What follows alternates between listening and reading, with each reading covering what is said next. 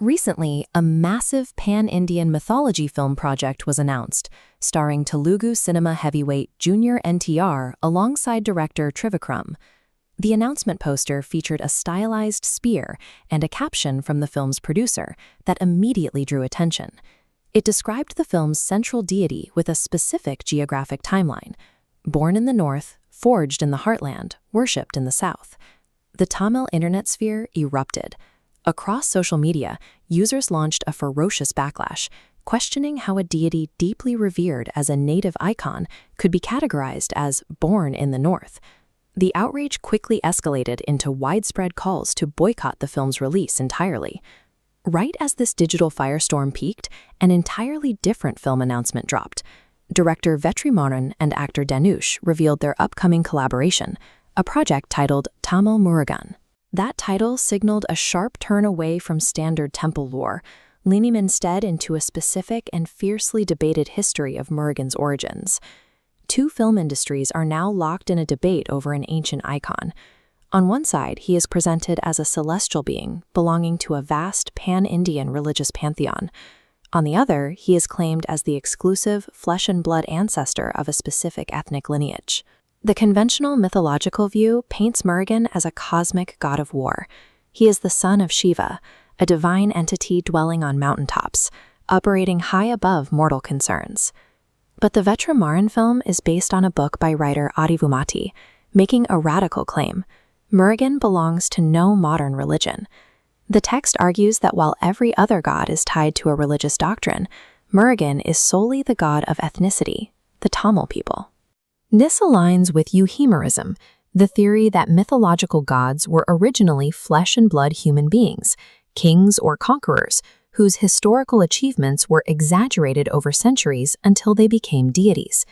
Arivumathi grounds this in Tamil philosophy: those who rule eventually become gods.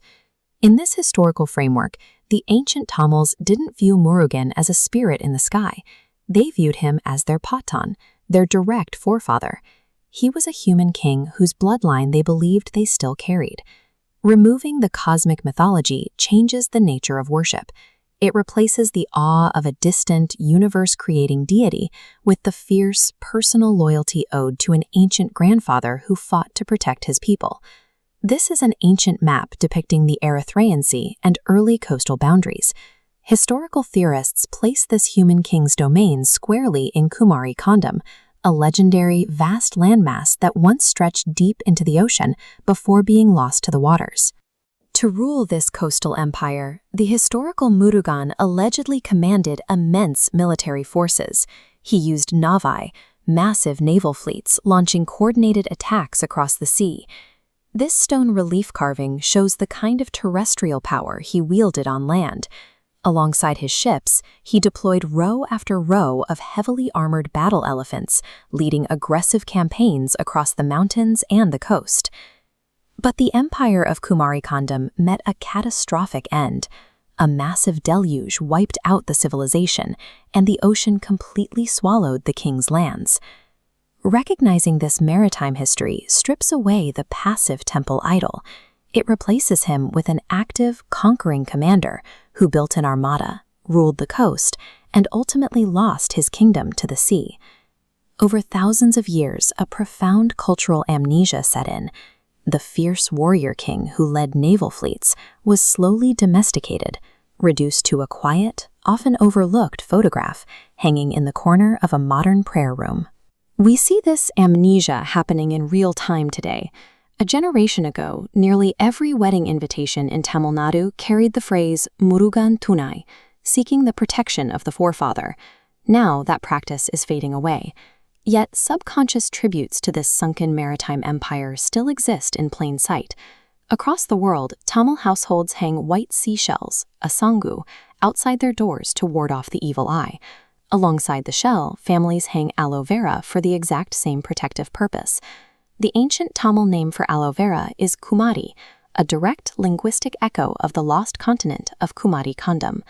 Millions of people are hanging maritime artifacts and ancient coastal plants outside their homes today. They do it out of sheer superstition, entirely unaware they are preserving the naval tributes of a lost king.